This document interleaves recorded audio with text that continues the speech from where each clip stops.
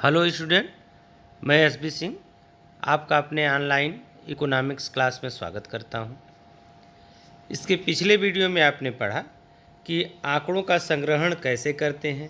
साथ ही आपने जाना जनगणना एवं प्रतिचयन में अंतर क्या होता है।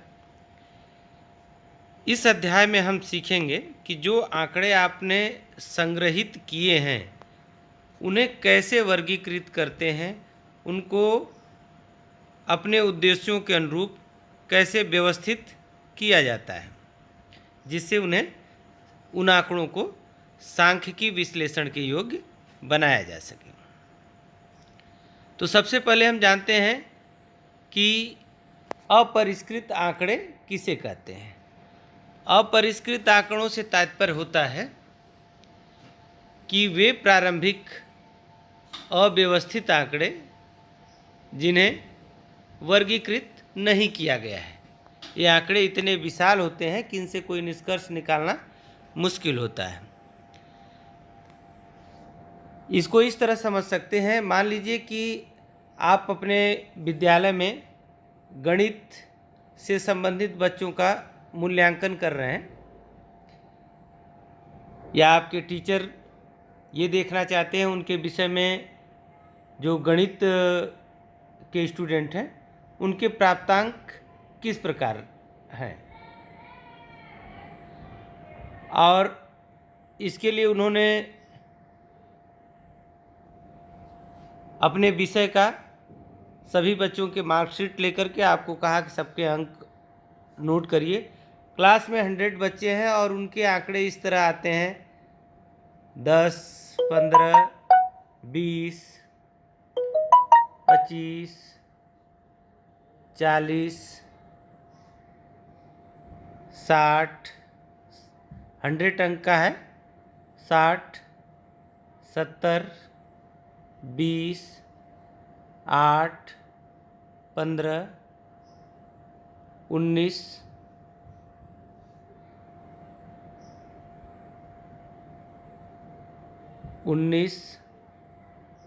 80, 7, 15, इस तरह के सभी बच्चों के आंकड़े हैं।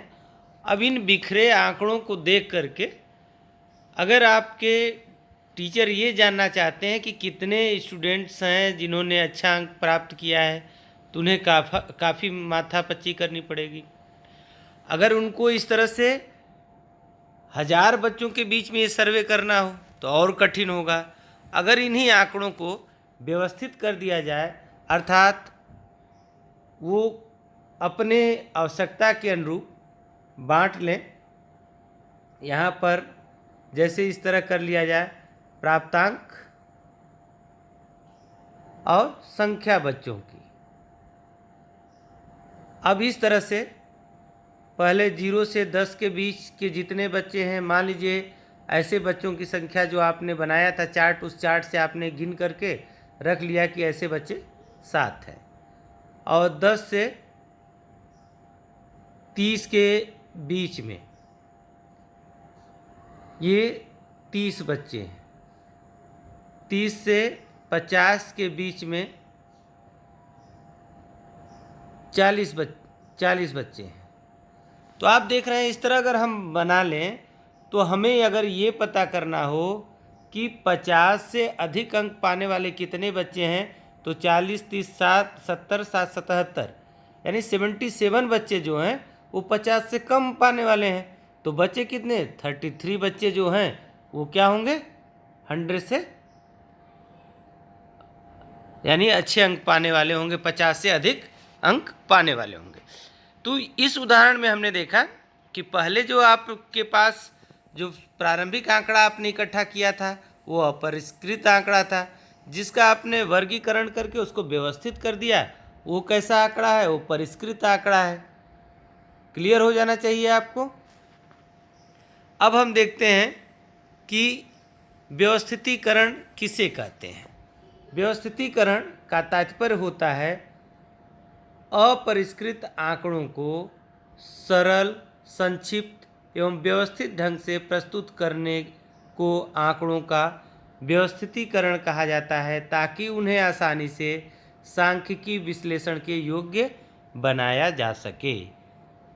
क्लियर कि क्यों व्यवस्थितीकरण किया जाता है? व्यवस्थितीकरण इसलिए किया जाता है ताकि उनको सांख्यिकी विश्लेषण के योग्य बनाया जा सके। अब हम ये देखते हैं कि उनका वर्गीकरण किस तरह से करते हैं। वर्गीकरण जो होगा वह एकत्रित आंकड़ों को उनकी समानता और असमानताओं के आधार पर विभिन्न वर्गों व समूहों में विभाजित करना वर्गीकरण कहलाता है। उदाहरण के तौर पे लाइब्रेरी में पुस्तकों को विषयवार अलग अलग रैक में रखना, ये क्या है? वर्गीकरण है। या क्लास के आधार पर रखना, कक्षा के आधार पर रखना, क्या है? वर्गीकरण है। अर्थात कोई न कोई आधार होता है जिनके आधार पर वो पुस्तकें जो हैं लाइब्रेरियन वर्गीकृत करके लाइब्रेरी के अंदर रखता है। अब समस्या आती है कि जो वर्गीकरण होनी चाहिए, वर्गीकरण करना है, वो अलग अलग परिस्थितियों, अलग अलग उद्देश्यों में, अलग अलग आधारों पे किया जा सकता है। तो वर्गीकरण की विशेषताएं क्या होनी चाहिए, ये देख लेते हैं। वर्गीकरण की जो विशेषता है पहली, कि ये स्पष्ट होनी चाहिए। जो भी वर्गीकरण करें तो आप स्पष्ट रहे, ताकि जो भी आपके उस आंकड़ों को प्रयोग करने वाला है सरलता से उसे समझ सके। व्यापक होनी चाहिए। व्यापकता का तात्पर्य है कि उसका आधार इतना व्यापक होना चाहिए कि बाद में उसको पुनः वर्गीकरण की आवश्यकता न पड़े। सजातीयता होनी चाहिए। सजातीयता का तात्पर्य है कि जब वर्गीकरण करें तो एक तरह के आंकड़ों को एक ही श्रेणी में बांटें। ऐसा न हो कि एक प्रकार के आंकड़े जो है कि कई श्रेणियों में आप बांट दें। अनुकूल होना चाहिए, आपके उद्देश्य के अनुकूल होना चाहिए। और लोचदार का तात्पर्य है कि आंकड़े जो वर्गीकरण आपने किया है इस प्रकार के होने चाहिए कि आपका मूल डाटा बचा रहे, जिससे उनमें आप समय के अनुकूल परिवर्तन कर सकें। स्थिरता होनी चाहिए, बार बार परिवर्तन की आवश्यकता न पड़े, इस तरह के आंकड़े होने चाहिए। अब हम देख लेते हैं कि वर्गीकरण किन किन आधारों पर किया जाता है। तो वर्गीकरण जो है मूल रूप से 4 आधारों पे किया जाता है। सबसे पहला आपका है कालानुक्रमिक वर्गीकरण, अर्थात समय के आधार पर वर्गीकरण।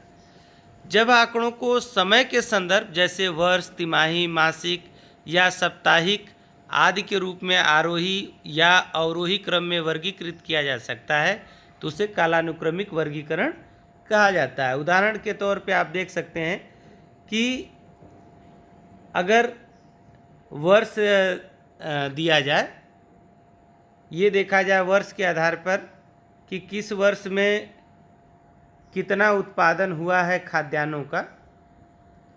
क्लियर? तो इस आधार के वर्गीकरण को हम क्या बोलेंगे?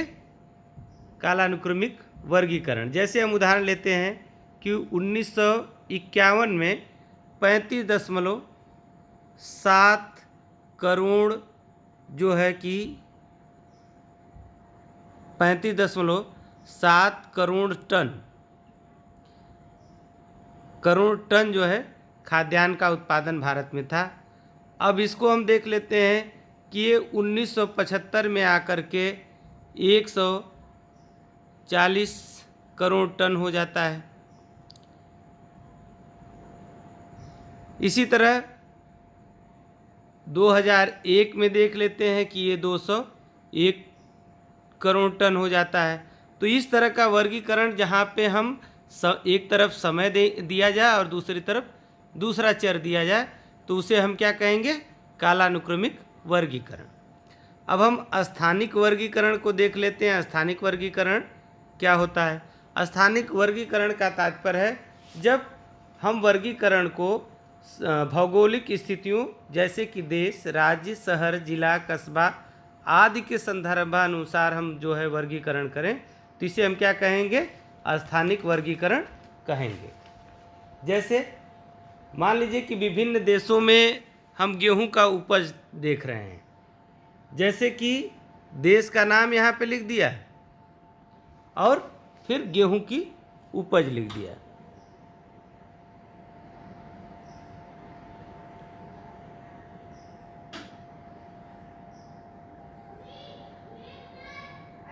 गेहूं की उपज लिख दिया। देश आपका हो गया कनाडा।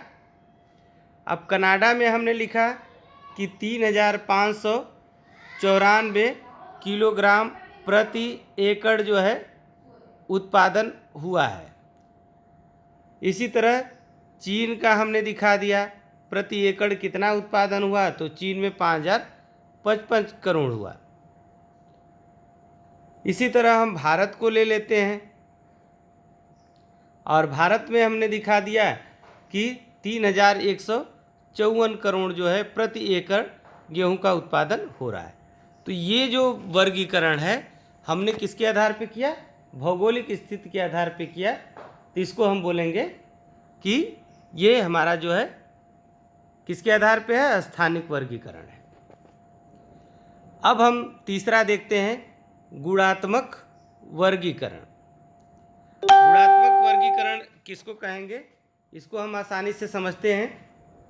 गुणात्मक वर्गीकरण का तात्पर्य है कि ऐसा वर्गीकरण जिनको हम मात्रा के रूप में व्यक्त नहीं कर सकते हैं। जैसे हमने लिखा लिंग।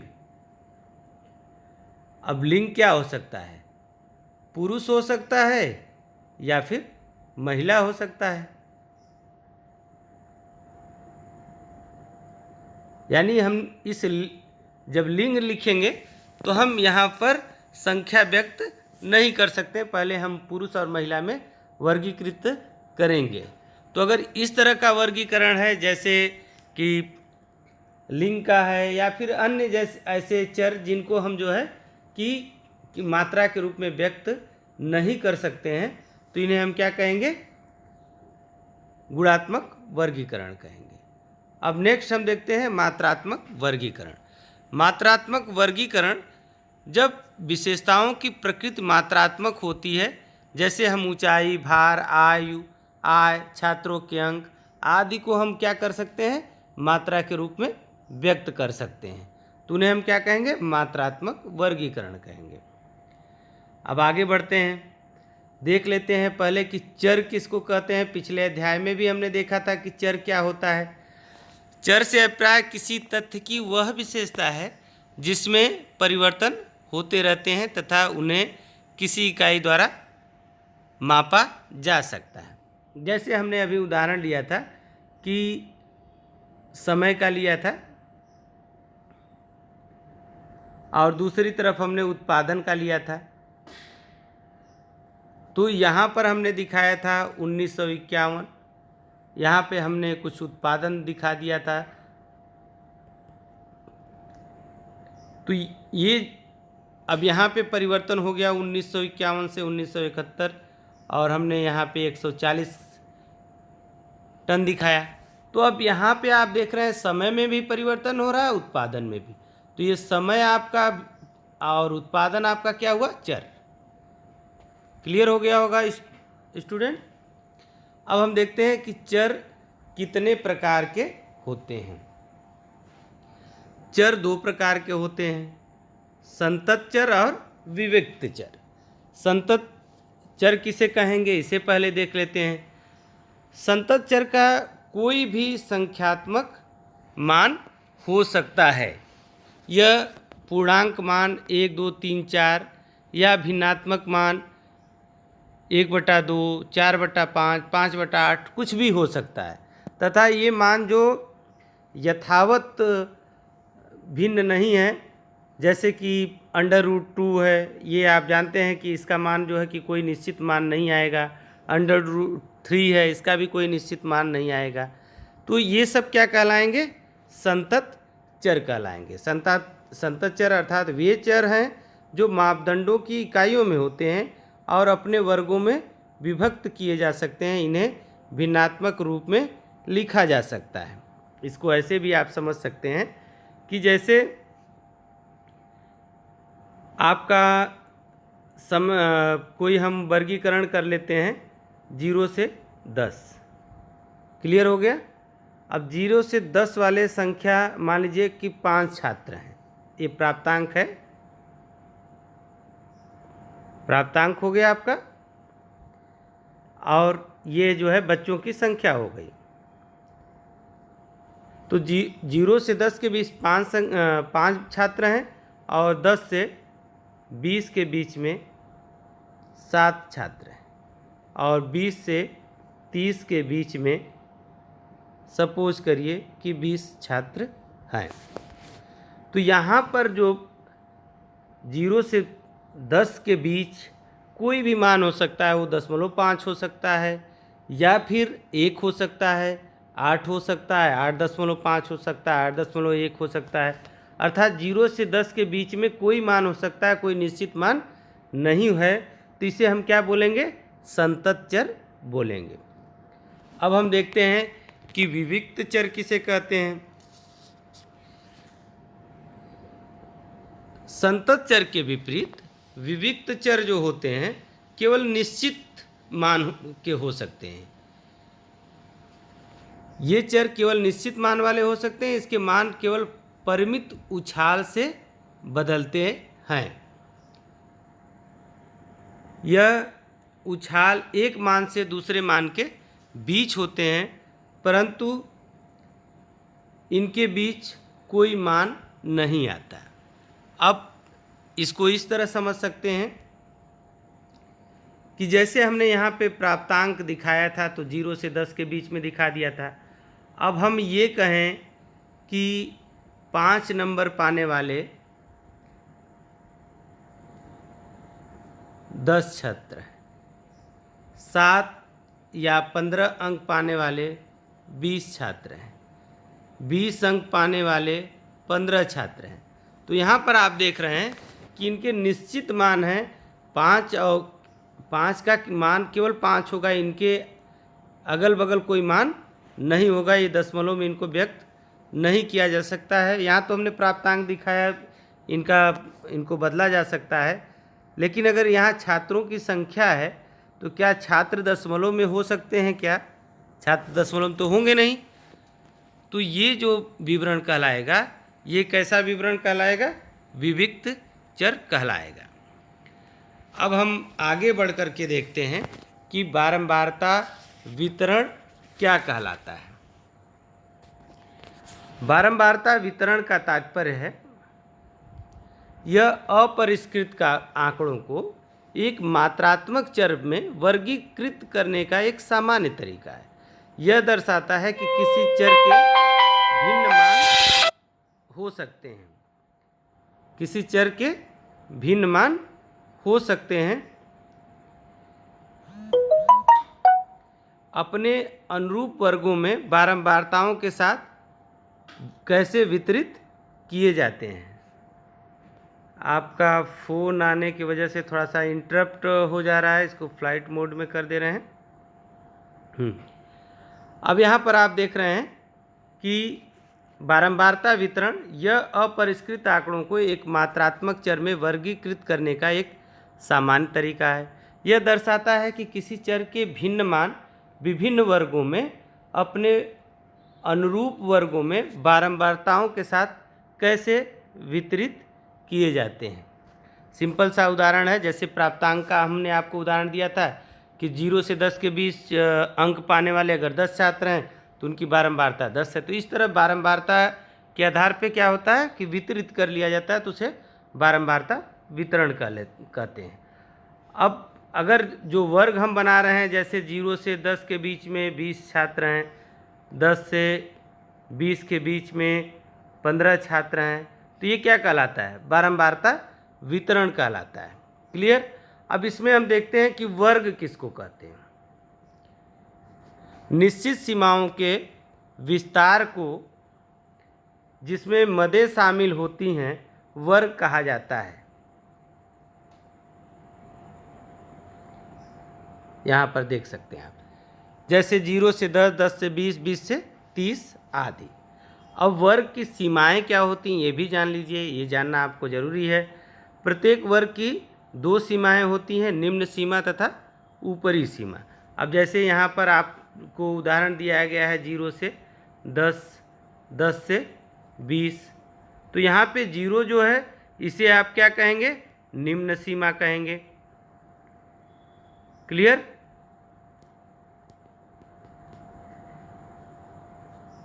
और 10 को क्या कहेंगे, उच्च सीमा कहेंगे। तो यहाँ पर जो वर्ग वितरण है, तो इसमें आप देख रहे हैं कि जो प्रारंभिक संख्या है, जैसे 10 से 20 अगर कहा जाए तो इसमें 10 क्या होगा, निम्न सीमा, और 20 जो होगा वो उच्च सीमा होगी। तो निम्न सीमा को L1 से प्रदर्शित किया जाता है और उच्च सीमा को L2 से प्रदर्शित किया जाता है। चलिए आगे बढ़ते हैं। वर्गांतर। वर्गांतर किसी वर्ग की ऊपरी सीमा तथा निम्न सीमा के अंतर को वर्गांतर कहते हैं। ये भी बहुत ही सरल है, जैसे हमने कहा 0 से 10। तो वर्गांतर क्या होगा, L2 माइनस L1, यानी ऊपरी सीमा में से निम्न सीमा को घटा देना है। तो L2 आपका कितना हो गया, L2 10 है, और निम्न L1 ऊपरी सीमा निम्न सीमा कितनी है, 0, तो वर्गांतर 10 आया। इसी तरह आप देख सकते हैं कि सपोज दैट अगर आपका बारंबारता वितरण जो है वो दिया है 20 से 50, तो यहाँ पे आप देख रहे हैं ऊपरी सीमा क्या है, 50, L2 कितना है, 50, और L1 कितना है, 20। ऊपरी सीमा 50 और निम्न सीमा 20, तो वर्गांतर कितना हो जाएगा, 30। आई होप आप समझ गए होंगे कि वर्गांतर क्या होता है। अब देखते हैं वर्ग की आवृत्ति क्या होती है। किसी वर्ग में शामिल मदों की संख्या को उस वर्ग की आवृत्ति या बारंबारता कहते हैं। इसे F द्वारा प्रदर्शित करते हैं। इसको इस तरह समझ सकते हैं कि जैसे हमने आपको बताया कि प्राप्तांक 0 से 10 के बीच में बच्चों की संख्या थी 5, और 10 से 20 के बीच में बच्चों की संख्या है 10। तो इसका तात्पर्य ये है कि 0 से 10 तक अंक पाने, 0 से अधिक और 10 से कम अंक पाने वाले बच्चों की संख्या कितनी है, 5। तो ये 5 जो कहलाएगा ये क्या है, बारंबारता है, या इसे वर्ग आवृत्ति भी कहते हैं, वर्ग आवृत्ति भी कहते हैं। और इसको किससे प्रदर्शित करते हैं, F से, स्मॉल f से प्रदर्शित करते हैं। आइए आगे बढ़ते हैं। आपकी वीडियो काफ़ी लंबी हो रही है, इसलिए इस चैप्टर का यह पार्ट यहीं मैं समाप्त करता हूँ। नेक्स्ट वीडियो में मैं इसके आगे आपको बताऊँगा। धन्यवाद।